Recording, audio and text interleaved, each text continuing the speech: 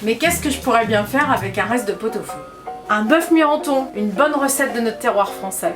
Pour la sauce, j'ai émincé des oignons. Ensuite, dans ma casserole, je mets l'huile et le beurre en même temps. J'ajoute mes oignons et je vais les laisser revenir jusqu'à ce qu'ils soient bien clairs et bien translucides. Et surtout, vous n'oubliez pas, la petite astuce du chef, c'est une pincée de sel dans vos oignons pour qu'ils restent bien clairs, bien transparents, qu'ils ne colorent pas. C'est très important pour la réalisation de notre recette. Maintenant, j'ajoute la farine. Vous choisissez surtout une farine fluide, c'est très important. On ne doit pas avoir un seul grumeau dans notre sauce. Et là, c'est la base de notre roux. Maintenant, je vais verser le bouillon louche par louche, comme ceci, et on mélange. Dès que le bouillon est absorbé, tout de suite, on reverse une louche de bouillon. Voilà. Donc bien sûr, on a gardé le bouillon de son pot-au-feu. Vous le conservez au réfrigérateur plusieurs jours sans problème. Donc vous remarquerez que la sauce commence à bien épaissir. C'est bien mat, bien joli. Pas de grumeaux, ça c'est important. On continue jusqu'à ce qu'on obtienne une sauce bien onctueuse. Le bœuf miranton, qu'est-ce que c'est? C'est tout simplement un reste de bœuf bouilli de pot-au-feu qu'on agrémente d'un roux et qu'on fait gratiner au four avec une chapelure. De préférence, bien sûr, une chapelure maison. On conserve un petit peu de pain dur, on le mixe et on le met à la dernière minute avant de le passer au four.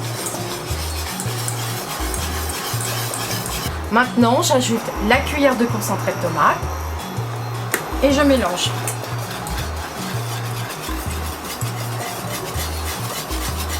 La touche finale sur la sauce, c'est le vinaigre, puisque c'est la base du bœuf miranton. Donc on va ajouter un tout petit peu de vinaigre, une petite goutte, hein, juste pour parfumer. On mélange et on va rectifier l'assaisonnement.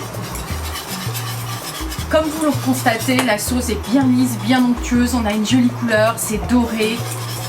Et il y a surtout beaucoup d'oignons, c'est ce qui va donner le goût à notre bœuf. Quand vous faites ce genre de recette, et principalement ce type de sauce, laissez mijoter la sauce 2-3 minutes. Et quand vous avez cette petite crevasse qui remonte à la surface, la sauce va être parfaite, bien lisse, bien homogène.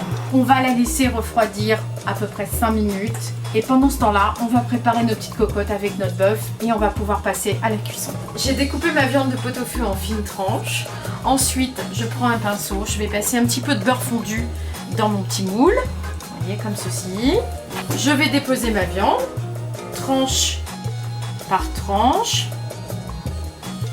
Voilà, vous faites quelque chose d'assez régulier. Ensuite, je nappe généreusement de sauce. Surtout, vous en mettez pas mal parce que c'est quand même ce qui fait le goût de ce plat. Voilà, j'en rajoute un tout petit peu. Et là, j'ajoute encore quelques tranches de viande. Voilà, juste sur le dessus. Comme ça. Je rajoute un petit peu de sauce par-dessus. Juste histoire de bien napper, que ce soit bien régulier. Voilà, comme ceci. Un tout petit peu là, sur le côté. Voilà, là, c'est parfait. Maintenant, je vais mettre la chapelure. Et là, on est prêt à enfourner. Je l'ai mis au four à 200 degrés pendant environ 20 minutes. En fait, il suffit simplement que la chapelure soit bien croustillante et bien dorée. Et là, notre bœuf miranton sera prêt.